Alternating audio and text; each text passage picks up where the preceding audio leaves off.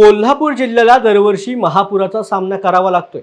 कोल्हापूर शहरामधील अनेक भागात मोठ्या प्रमाणात पाणी येतं। त्यामुळे कोल्हापूर महापालिकेच्या अग्निशमन आपत्ती व्यवस्थापन विभागामार्फत आज पंचगंगा नदीमध्ये बचाव कार्याची प्रात्यक्षिक घेण्यात आली।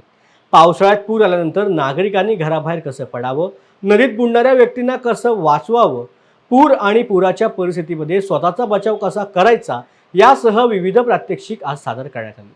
दरवर्षी पावसाळ्यामध्ये पंचगंगा नदीला लागून असलेल्या गावांमध्ये पुराचे पाणी घुसते। या पार्श्वभूमीवरती प्रशासनाकडून या भागामधील नागरिकांचे प्रबोधन यावेळेला केले गेले।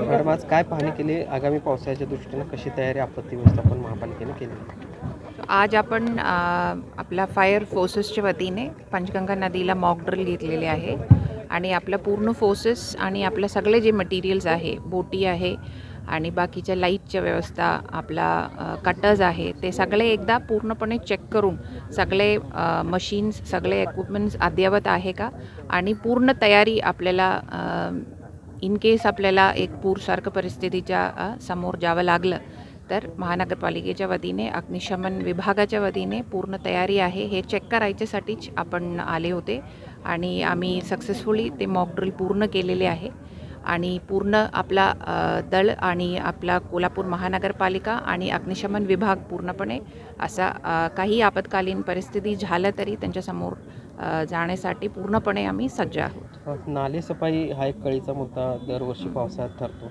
काय नालेसफाई झाली आहे किंवा काय नेमकी परिस्थिती आहे? शहराच्या मोठा नाला सगळे मोस्टली आम्ही पूर्णपणे आता क्लीन झालेले आहे।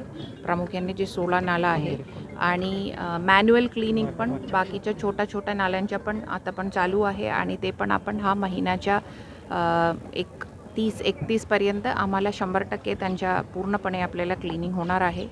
आत्तापर्यंत आपण जवळपास 10,000 मेट्रिक टन गाळ उचललेले आहे आणि त्याच्यामध्ये मोस्टली 8,000 आपण डिस्प्लेस पण केलेले आहे आणि नवीन पण काही भागात नागरिकांच्या मागणीप्रमाणे आता सुतारवाडीसारख्या ठिकाणी अगोदर जेव्हा क्लिनिंग झाले नाही तिथे पण आपण क्लिनिंगच्या एक मोहीम हातात घेतलेली आहे।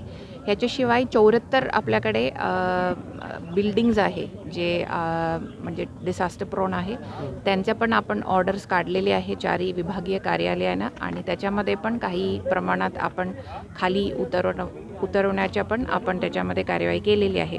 ह्याच्यासोबत काही वृक्ष पण आहे, फांदे तोडणं आणि वृक्ष तोडणीच्या पण आता 2 आठवड्या अगोदर झालेले वृक्ष समितीमध्ये आपण 4 विभागामध्ये मॅक्सिमम जे आपत्कालीन परिस्थिती निर्माण करण्यासारखंच या रोड ब्लॉक या पडण्यासारखं असं सगळे वृक्षांच्या पण तोडणीचे पण आपण परवानगी दिलेली आहे आणि पूर्ण आपला स्वच्छता विभागामार्फत आता पण काही लोकांच्या मार्फत पण आपल्या मागणी येतात की इथे जास्त फ्लड प्रोन आहे, इथे क्लीन करा, ते चालूच आहे। तर मे एंडपर्यंत आपल्या पूर्णपणे नालेसफाईचे काम संपूर्ण होणार आहे।